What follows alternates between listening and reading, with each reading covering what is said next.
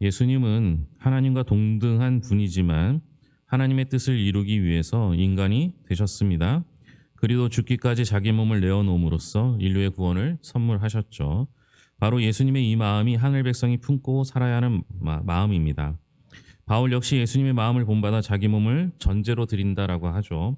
바울이 파송한 디모데와 에바브로 디도 역시 하나님 나라를 위해 자기 몸을 드리고 있습니다. 바울은 예수님의 마음을 품으라고 권합니다. 예수님이 하나님과 동등된 분이면서도 사람이 되신 이유는 무엇일까요? 5절부터 빌립보서 2장 5절부터 8절까지 가시겠습니다. 너희 안에 이 마음을 품으라.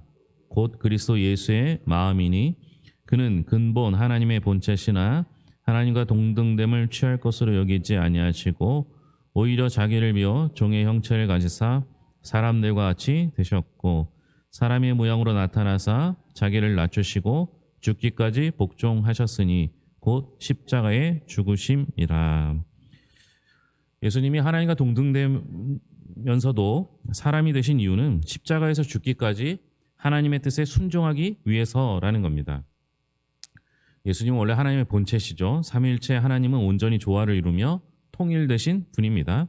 그런 예수님께서 하나님과 동등된 권리를 내려놓고 이 땅에 오신 겁니다. 그렇게 하신 딱 하나의 목적은 자신을 낮추어 복종하기 위해서라는 겁니다. 세상 권력에 굴복하는 복종이 아니라 하나님의 뜻에 순종하는 복종을 선택하셨습니다.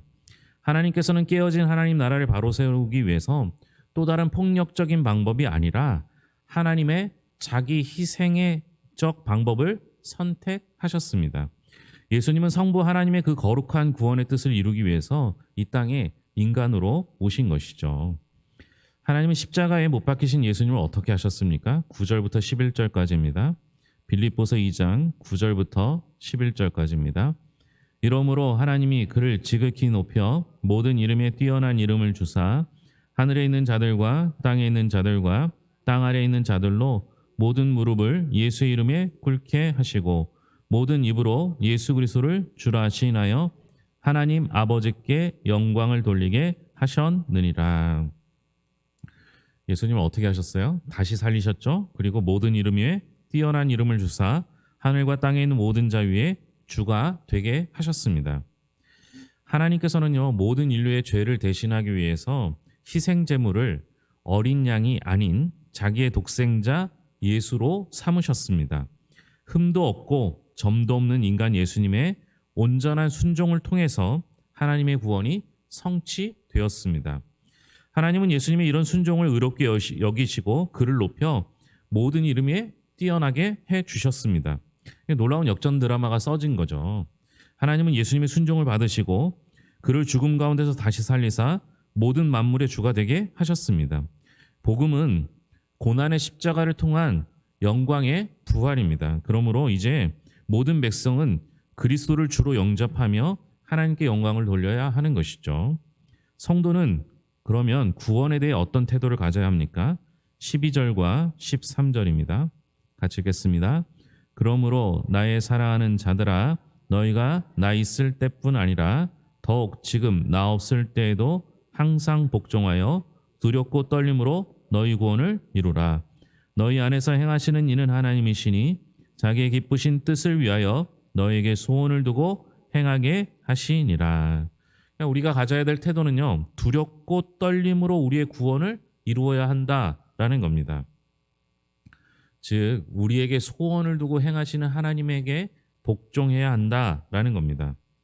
12절에서 보면 두렵고 떨림으로 너희 구원을 이루라라고 말씀하시고요. 13절에서는 너희 안에서 행하시는 이는 하나님이시다라고 선언하십니다.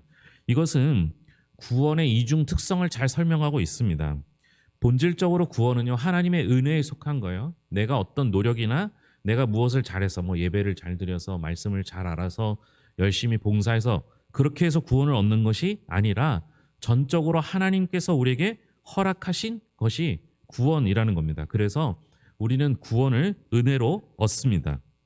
인간의 행위가 아닌 하나님의 선하신 뜻과 행동으로 구원이 성취됩니다. 하지만 그 구원을 수납하는 인간은 결코 교만해서는 안 되는 거죠. 인간이 하나님 앞에 가져야 할 책임 있는 태도는 두렵고 떨림입니다. 이것은 선하신 하나님을 경외하는 겸손의 자세를 의미하는 것이죠. 여러분, 우리가 하나님 앞에 겸손할 수밖에 없는 이유는요, 하나님이 주시지 않으면 받을 수 없는 거거든요. 그러니까 애초부터 내 것이 아니라 하나님이 주셨기 때문에 가능한 거예요. 그런데 여러분, 예수를 오래 믿다 보면요, 이 두렵고 떨리는 마음이 다 사라져요. 물론 자신감 있는 건 좋겠지만 이 두렵고 떨림이 겸손으로 변화되기를 소망합니다. 모든 일을 원망과 시비가 없게 하면 어떤 결과가 발생하는지 14절 15절입니다. 14절 15절입니다. 모든 일을 원망과 시비가 없이 하라. 이는 너희가 흠이 없고 순전하여 어그러지고 거스르는 세대 가운데서 하나님의 흠 없는 자녀로 세상에서 그들 가운데 빛들로 나타내며. 모든 일을 원망과 시비가 없게 하면요, 15절에 보면 어그러지고 거스르는 세대 가운데서 하나님의 흠 없는 자녀로 세상에서 그들 가운데 빛들로 나타난다라고 설명하고 있습니다. 모든 구원이 하나님의 손에 달려 있으니 사람은 아무것도 할 일이 없을까요? 아니겠죠. 오히려 바울은 모든 일을 원망과 시비가 없게 하라라고 하십니다. 모든 일은 구원받은 백성이 해야 할 일, 다시 말하면 거룩한 삶을 의미합니다. 그러니까 모든 일은 거룩한 삶을 뜻하는데요. 그 일을 하기 위해서는 원망과 시비가 없게 해야 합니다. 그런데 그 원망이라는 건 하나님의 인도에 불만을 표하는 것이고, 시비는 의심과 불신의 마음 자세입니다. 그러니까 원망과 시비는 외적 표현이고, 원망은 외적 표현이고요, 시비는 내적 동기입니다. 구원받은 하나님의 백성은요, 철저히 믿음의 자세를 가지고 복음에 합당한 삶을 살아야 합니다. 그러니까 여러분, 자신을 늘 돌아봐야 돼요. 이게 바로 어그러지고 거스르는 세대 가운데서 흠없는 자녀로서 빛을 비추는 삶을 사는 거예요. 여러분들, 우리는 예수 믿으면요, 빛을 비추는 삶을 살아야 하는데요, 자꾸만 그 사람들 옆에 사람이 없어지고 그 사람들 옆에 문제가 생기면요, 그 사람에게 문제가 있는 거잖아요. 그러니까 스스로를 돌아봐야 합니다. 그리고 교회 안에서 강한 사람이 아니라 교회 밖에서 세상 속에서 빛과 소금의 역할을 감당할 수 있어야 하는데요, 그것은 원망과 시비가 없게 하는 거예요. 더 중요한 건 사실은 시비예요. 내적 동기가 늘 하나님의 뜻에 순종하는 것이어야 합니다. 그러면 원망은 저절로 사라지겠죠. 바울은요, 성육신하여 대속제물이 되신 예수님의 마음을 품으라고 합니다. 그 마음을 품는다는 건 그 뜻대로 생각하고 그 뜻대로 행하라는 것이죠. 예수님을 마음에 품은 사람은요, 삶이 달라지죠. 바울은 어떤 마음을 품었습니까? 예수 그리스도의 십자가만을 알기로 십자가를 품고 거기에 자신의 마음을 두었죠. 그랬더니 그의 삶은 늘 순교적 삶을 살 수 있었습니다. 그래서 그리스도의 성육신과 십자가의 대속 사역이 우리를 구원했듯이, 우리가 그리스도의 마음을 품고 순종의 길로 갈 때 선교가 일어나게 되어 있습니다. 이제 그 마음을 품은 사람들을 소개하고 있는데요, 바울이 디모데와 에바브로디도를 소개합니다. 물론 디모데와 에바브로디도를 소개한다고 해서 둘만 있었던 게 아니라 그를 소개한 바울도 역시 주님의 마음을 품은 사람입니다. 그가 빌립보 교회에 2명을 파송하죠. 바울은 디모데를 어떤 사람으로 소개하고 있는지 20절부터 22절까지입니다. 20절부터 22절까지 같이 읽겠습니다. 이는 뜻을 같이하여 너희 사정을 진실이 생각할 자가 이 밖에 내게 없음이라. 그들이 다 자기 일을 구하고 그리스도 예수의 일을 구하지 아니하되 디모데의 연단을 너희가 아나니 자식이 아버지에게 한 것이 나와 함께 복음을 위하여 수고하였느니라. 바울이 소개한 디모데는 어떤 사람입니까? 뜻을 같이하여 빌립보 성도의 사정을 진실이 생각하는 사람이라고, 20절이죠. 또 자기 일보다 그리스도 예수 일을 구하는 사람이고요, 자식이 아버지의 함같이 바울과 함께 복음을 위해 수고한 자, 이렇게 소개합니다. 바울은요, 디모데와 그 아버지와 아들과 같은 존재입니다. 바울이 고린도전서 4장 17절에서 보면요, 디모데를 내 사랑하고 신실한 아들이라고 표현합니다. 바울은 자기가 복음을 전하여 예수를 믿게 된 그리스도를 복음으로 낳은 아들이라고 했습니다. 바울이 디모데를 아끼는 이유가 뭐예요? 모든 사람이 다 자기의 유익을 구하고 예수의 일을 하지 않을 때 디모데는 마치 아들이 아버지에게 행함과 같이 바울과 동행하면서 복음 사역을 감당했기 때문입니다. 자기의 유익을 구하지 않고 예수님의 일을 했던 거예요.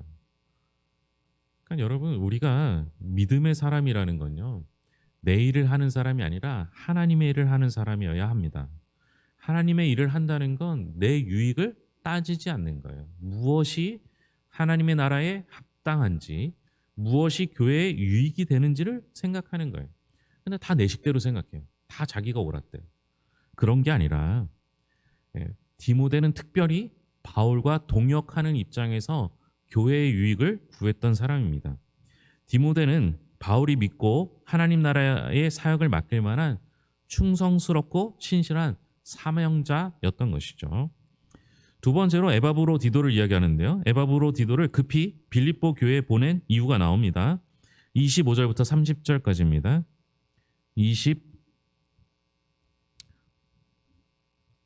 25절부터 30절까지입니다. 같이 읽겠습니다. 그러나 에바브로디도를 너희에게 보내는 것이 필요한 줄로 생각하노니 그는 나의 형제여 함께 수고하고 함께 군사된 자여 너희 사자로 내가 쓸 것을 돕는 자라. 그가 너희 무리를 간절히 사모하고 자기가 병든 것을 너희가 들은 줄을 알고 심히 근심한지라. 그가 병들어 죽게 되었으나 하나님이 그를 긍휼히 여기셨고 그뿐 아니라 또 나를 긍휼히 여기사 내 근심 위에 근심을 변하게 하셨느니라. 그러므로 내가 더욱 급히 그를 보낸 것은 너희로 그를 다시 보고 기뻐하게 하며 내 근심도 덜려 함이니라. 이러므로 너희가 주 안에서 모든 기쁨으로 그를 영접하고 또 이와 같은 자들을 존귀 여기라. 그가 그리스도에 위하여 죽기에 이르러도 자기 목숨을 돌보지 아니한 것은 나를 섬기는 너희의 일에 부족함을 채우려 함이니라. 아멘. 에바브로디도를 빌립보에 보낸 이유는요. 그 에바브로디도가 죽을 병에 걸렸다라는 소문을 빌립보에서 들었어요. 그러니까 빌립보 성도들이 그 건강을 회복한 에바브로디도를 보고 기뻐하게 하려 했다라는 것이 밝혀져 있습니다. 좀 전에 설명했던 디모데는 어머니가 유대인이고 아버지가 헬라인이었습니다. 근데 에바브로디도는 디모데와 달리 완전한 이방인이었습니다. 그런데 바울은 에바브로디도가 이방인이었지만 예수를 믿고 그리스도인이 되었을 때 나의 형제 함께 수고한 군사라고 칭찬하고 있죠. 바울은 에바브로디도가 병들어 죽게 되었으나 기적적으로 살아나자 이 일로 무척 감격합니다. 마치 친형제가 죽기 직전에 살아난 것처럼 했던 것이죠. 바울은 이 위로의 소식을 빌립보 교회에도 전달하여 그들의 걱정을 덜어주고 싶었던 겁니다. 에바브로디도는 별로 걱정 안 했던 것 같아요. 바울을 자신의 목숨을 다할 때까지 도왔던 거 보면 목숨보다 하나님의 일을 더 중요하게 여겼던 것 같습니다. 그런데 멀리 떨어져 있는 빌립보 교회 성도들은 그 이야기를 들으면서 마음이 좀 걱정이 됐던 거죠. 그런데 그가 완치되었다라는 것을 보여주기 위해서 과거에는 오늘처럼 사진을 보낼 수는 없잖아요. 영상을 보낼 수도 없고. 그러니 에바브로디도를 보내는 게 제일 좋은 일이에요. 빌립보 교회 성도들이 기뻐할 것이라고 생각했기 때문에 보낸 겁니다. 여러분, 우리도요, 가끔 우리 교회 다니다가 이제 이사 가서 멀리 가신 분들이 가끔 오시잖아요. 여러분 반갑죠. 예? 그런데 그 반가운 건 잠깐이에요. 보고 기뻐할 수 있는 정도가 되려면 어떠하냐? 에바브로디도처럼 병이 걸렸다라는 소식을 듣고 빌립보 교회 성도들이 함께 기도할 때 그 기도의 응답을 보고 기뻐하는 거예요. 그러니까 여러분, 우리가 괜히 빌립보 성도에게 에바브로디도를 보낸 게 아니라 바울이 생각하기에 빌립보 교회 성도들의 중보 기도를 통해서 에바브로디도가 나았다라는 것을 보았고 그것을 보면 기뻐할 거라고 생각했던 것입니다. 그게 빌립보 교회, 떨어져 있는 빌립보 교회에서 기쁨이 되고 그것이 은혜가 되는 거예요. 사실은 빌립보 교회 성도로 따지면 아무도 나은 사람, 아무도 병 걸려서 함께 기도했던 사람이 없는 거예요. 그러나 사역을 함께 파송했던 바울과 에바브로디도가 건강하다라는 것을 표현할 수 있는 것만으로도 기뻐할 수 있는 거예요. 실제로 빌립보 교회에 큰 유익은 아니라는 거예요. 그러나 기도했기 때문에 그가 나은 것을 보고 기뻐했고 그 기도의 응답을 통해서 은혜가 되었고 그것이 빌립보 교회를 든든히 세우는 일을 했던 겁니다. 때로는요. 병 걸린 사람이 있어서 그 한 생명을 위해 기도하는 것만으로도 교회가 은혜가 되고요. 그것으로 교회가 부흥하기도 합니다. 거기다가 함께 기도했던 성도가 병이 나았고 완치됐다라는 소식이 그것이 오히려 큰 기쁨이 될 수도 있는 거예요. 하나님께서는 한 생명을 고치심으로써 온 공동체에 위로의 선물을 주셨던 겁니다. 이제 우리가 욥기를 보는데요. 이제 욥기를 다 봤죠. 오늘 새벽에 끝났는데요. 욥기를 통해서 하나님 말씀하시는 것을 깨닫기 쉽지는 않습니다. 그런데 욥기를 통해서 우리가 한계를 깨닫는 거예요. 여러분 경험을 얼마나 하셨는지 모르겠지만 뭐 100년을 하시고 200년을 하셔도 하나님에는 미치지 못하는 거예요. 그래서 욥기를 통해서 우리가 알아야 될 건 한계를 깨닫는 거고요. 그리고 고난 중에도 하나님께서 계획하신 바가 있다는 것을 깨달아야 한다라는 거예요. 그리고 나서 우리가 할 일은 서로 공동체 안에서 신앙생활을 하는데요. 그 고난이 없는 것을 자랑하는 게 아니라 그 고난 속에서 괜찮아 위로해 줄 수 있는 게 신앙생활이라는 거예요. 성도 여러분, 여러분들이 해야 할 일은 격려와 위로예요. 비난과 비판이 아니라는 거예요. 네? 욥의 세 친구들 보시고 엘리바스 보면 알겠지만 그들은 자기의 생각대로 자기의 한계에 갇혀서 인과응보의 원칙을 가지고 살아갔던 거예요. 그러니까 오로지 비판하는 것밖에 없었던 거예요. 결과를 보고 당연히 너가 잘못했다고 생각하는 거죠. 여러분 그 틀에서 깨어져야 하는 게 욥기고요. 그 틀에서 깨어지면요 위로하는 거예요. 신기한 건 뭔지 아세요? 하나님께서 그 세 친구와 엘리바스를 용서해주는 조건으로 뭘 걸었어요? 욥이 중보기도 하게 한 거예요. 그런데 어떻게 해요? 욥이 기도를 해줘요. 그렇게 자기를 힘들게 했던 세 친구와 엘리바스를 위해서 중보기도 해주고 그 기도를 듣고 하나님께서 사해 주셔요. 그러니 욥기를 통해서 여러 가지 배울 수 있지만 그 중에 하나가 우리가 교회 안에서 받아야 할 신앙생활은 누려야 할 신앙생활은 서로 위로하고 격려하는 일이라는 거예요. 남이 하는 얘기 들을 필요도 없어요. 위로와 격려만 들으셔도 돼요. 교회 안에서는 그래요. 그리고 나머지는 다 뭐로 채우세요? 하나님의 말씀으로 채우시면 돼요. 그래서 말씀이 여러분들을 위로하시고 또 우리 교회가 여러분들을 위로하고 함께하기를 바랍니다. 바울과 디모데, 에바브로, 디도는 예수님의 마음을 품고 자기보다 하나님 나라를 먼저 생각하는 사람들이었습니다. 여러분 우리도 그랬으면 좋겠어요. 우리도 예수님의 마음을 품으면 나의 유익이 아닌 우리 모두의 유익, 교회의 유익, 그리고 우리를 교회를 통하여 이 지역을 위한 유익이 이루어질 줄로 믿습니다. 기도하겠습니다. 하나님 아버지 감사합니다. 먼저 우리가 예수 그리스도의 마음을 품기를 소망합니다. 예수님께서는 우리를 위하여 자신을 내어주시고 자신의 권위를 내어주시고 자신의 위치를 내어주셨습니다. 그로 말미암아 하나님께서 예수 그리스도를 통하여 우리에게 구원을 허락해 주셨고 그 구원을 이루기 위하여 모든 이름 위에 뛰어난 이름을 주사 우리 모두의 구주가 되게 해 주셨습니다. 자신을 비웠더니 십자가를 지었더니 인류의 구원이 완성될 수 있었습니다. 하나님 아버지, 우리가 그 주님의 마음을 품게 하여 주시옵소서. 하나님 앞에 서면 우리의 경험도 우리의 지식도 아무것도 아님을 깨닫게 됩니다. 얼마나 우리가 나약하고 부족한 존재인지 겸손으로 주님을 배우게 하시고 두렵고 떨리는 마음을 잃어버리지 않게 하여 주시옵소서. 신앙생활이 오래되면 오래될수록 두렵고 떨리는 마음보다 강한 눈, 강한 입으로 다른 사람 보고 다른 사람 비난하고 다른 사람의 허물을 밝혀내는 일을 하게 됩니다. 그러나 하나님 아버지, 주님이 지금도 우리를 보고 있다면 어찌 두렵고 떨리는 마음이 생기지 않을 수 있겠습니까?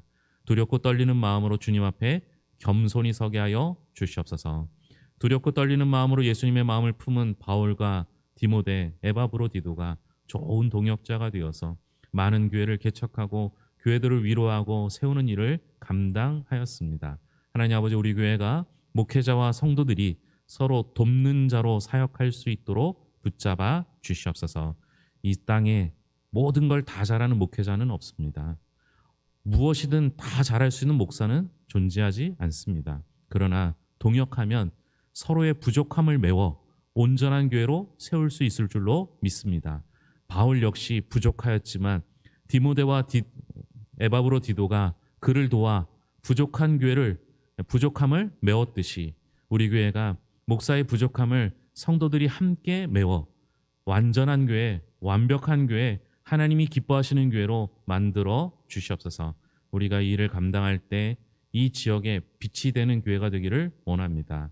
하나님 아버지, 세상 속에서 담대히 그리스도의 이름으로 승리를 선포하며 소금과 빛의 역할을 감당케 하여 주시옵소서. 올 한 해 주님께서 돌보아 주셔서 은혜 가운데 지키심을 감사합니다.